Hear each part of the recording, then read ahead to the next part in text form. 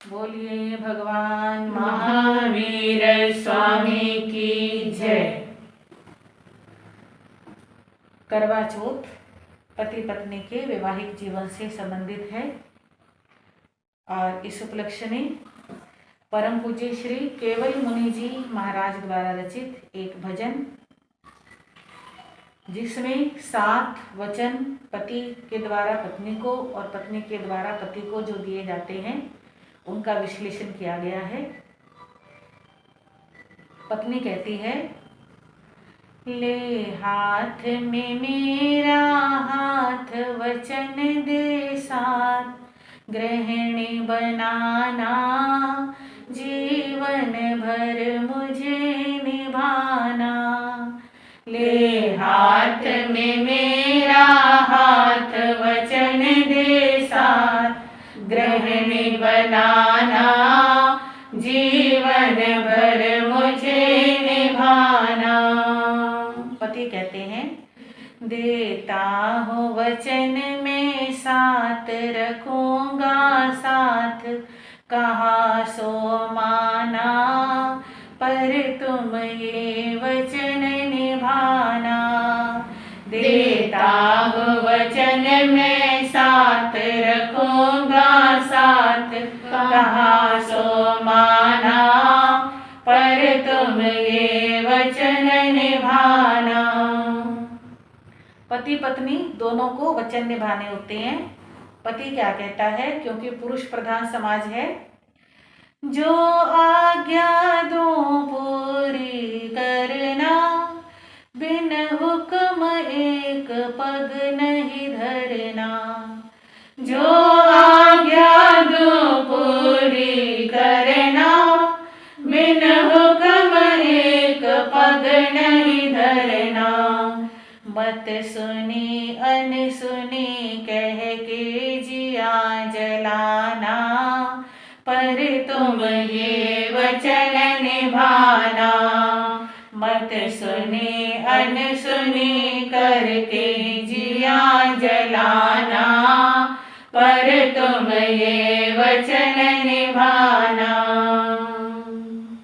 पत्नी कहती है, आज्ञा नहीं सिर्फ सलाह देना, जो काम करो सो कह देना। आज्ञा नहीं सिर्फ सलाह देना, जो काम करो सो कह देना। गृहस्थी की नैया ऐसे पार लगाना, जीवन भर मुझे निभाना। गृहस्थी की नैया ऐसे पार लगाना, जीवन भर मुझे निभाना। पत्नी कहती है कि आज्ञा नहीं सलाह देना, क्योंकि नारी को भी सम्मान का अधिकार है। कहा गया है, यत्र नार्यस्तु पूज्यते रमन्ते तत्र देवता। जहाँ नारी का आदर होता है वहाँ देवी देवता भी रमन करते हैं। इसलिए ऑर्डर देने की अपेक्षा ये काम ऐसे हो जाए तो अच्छा लगेगा, ऐसे निवेदन पूर्वक कहना अधिक शोभा देता है और प्रीति वर्धक होता है। अब पति कहते हैं, सहयोगिनी सहधर्मिणी रहना, जीवन में संग संग बहना। सहयोगिनी सहधर्मिणी रहना, जीवन में संग संग बहना। मैं जाऊं पूरब तो तुम पश्चिम मत जाना, तुम भी ये वचन निभाना। मैं जाऊं पूरब तो तुम पश्चिम मत जाना, तुम भी ये वचन निभाना। अर्थात पत्नी पति की सहयोगिनी होती है, सहधर्मिणी होती है, और अगर पति पूर्व जा रहा है तो पत्नी को भी पूर्व ही जाना चाहिए, अर्थात बिल्कुल विपरीत नहीं चलना चाहिए। अब पत्नी कहती है, गलती हो तो शिक्षा देना, एकांत में चाहे सो कहना।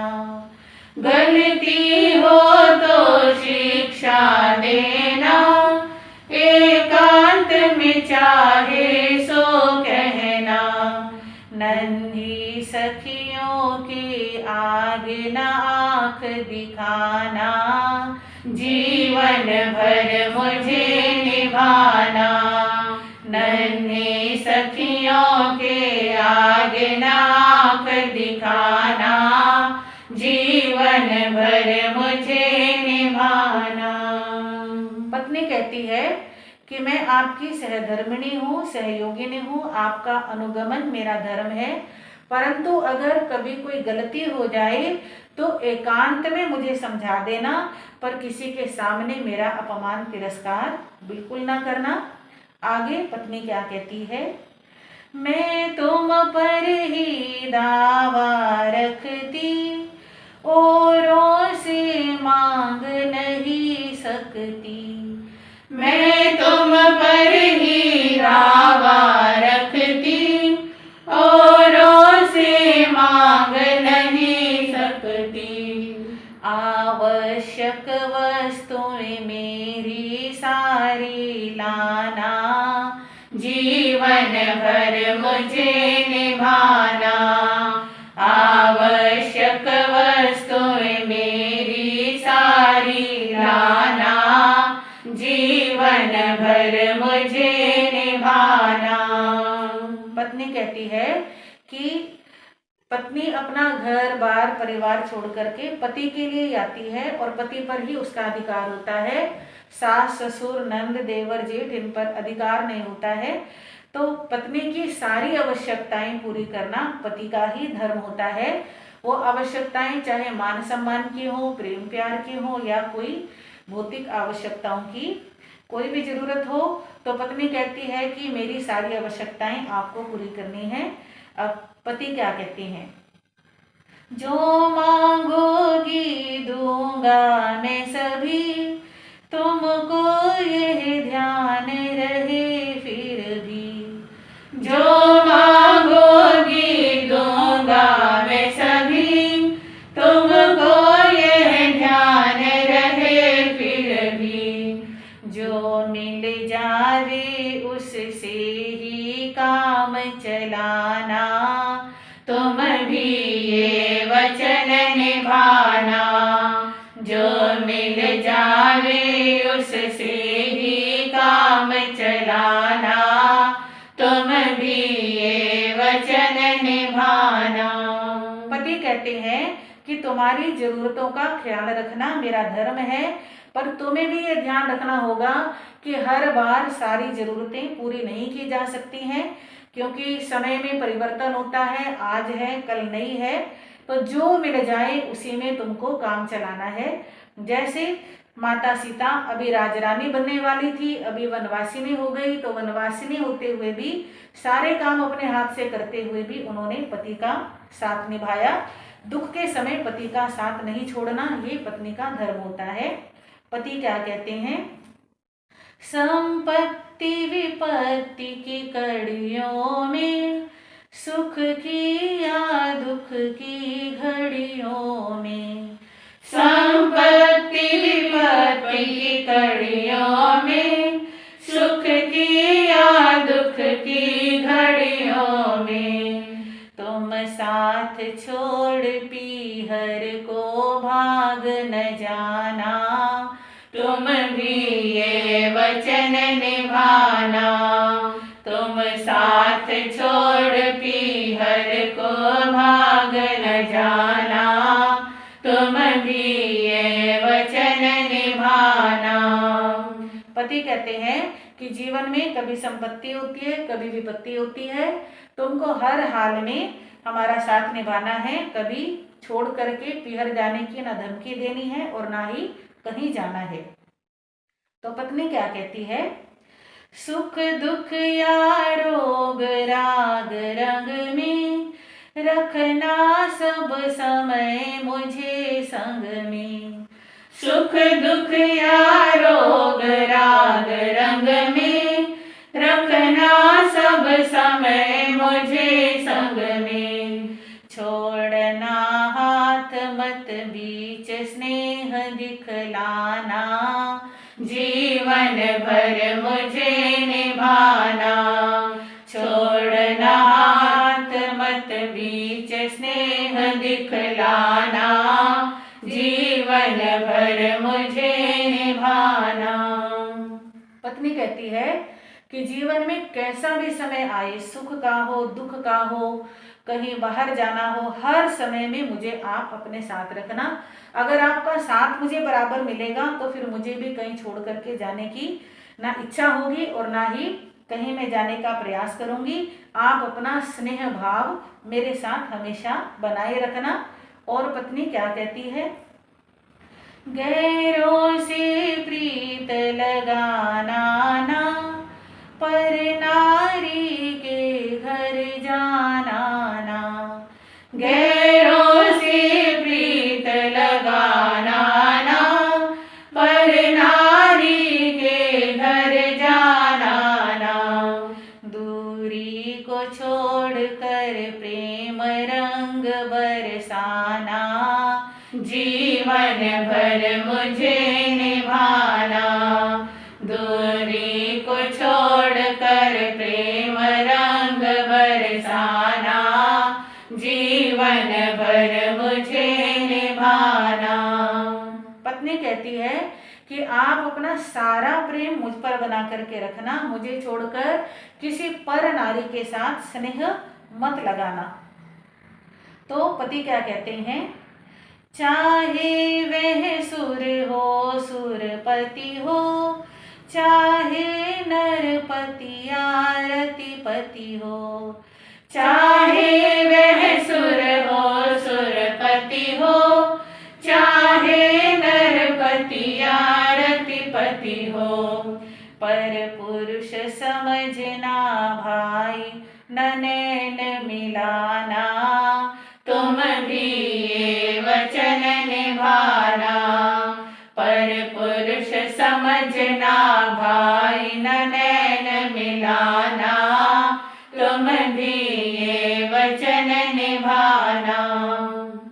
पति कहता है आपको भी इस बात का ध्यान रखना है कि चाहे आपके सामने इंद्र आ जाए, देवी देवताओं का राजा आ जाए, कितना ही सुंदर पुरुष सम्राट आ जाए, आपने हर पर पुरुष को अपना भाई समझना है।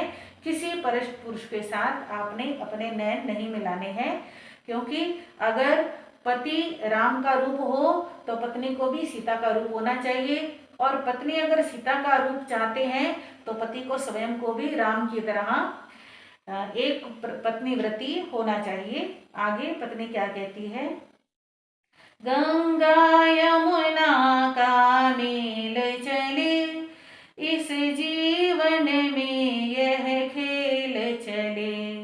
गंगा यमुना का मेल चले, इस जीवन में यह खेल चले। केवल मुनि कर्तव्य पाल सुख पाना, जीवन भर मुझे निभाना। केवल मुनि कर्तव्य पाल कर सुख को पाना, जीवन भर मुझे निभाना। अर्थात जैसे गंगा और यमुना का मेल होता है, ऐसे ही आपका और हमारा मेल चले और आप अपने सभी कर्तव्यों का पालन करें और सारे सुखों को प्राप्त करते हुए सुख पूर्वक गृहस्थी को चलाएं। अब पति क्या कहते हैं, करुणा सेवा लज्जा गहने, वह धन्य है जिसने ये पहने। करुणा सेवा लज्जा गहने, वह धन्य है जिसने ये पहने। तुम दिव्य देवी बन केवल मुनि यश पाना, तुम भी ये वचन निभाना। तुम दिव्य देवी बन केवल मुनि यश पाना, तुम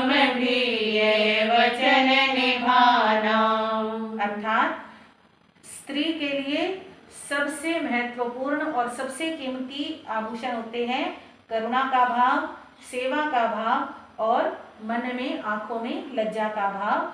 तो जो स्त्री इन गहनों को पहनती है वह एक दिव्य देवी का रूप धारण करती है और उसे जीवन के अंदर हर प्रकार से सुख, सौभाग्य, प्रेम, प्यार और रिद्धि समृद्धि की प्राप्ति होती है। इस प्रकार ये भजन संपूर्ण होता है। ओम शांति। बोलिए भगवान महावीर स्वामी की जय।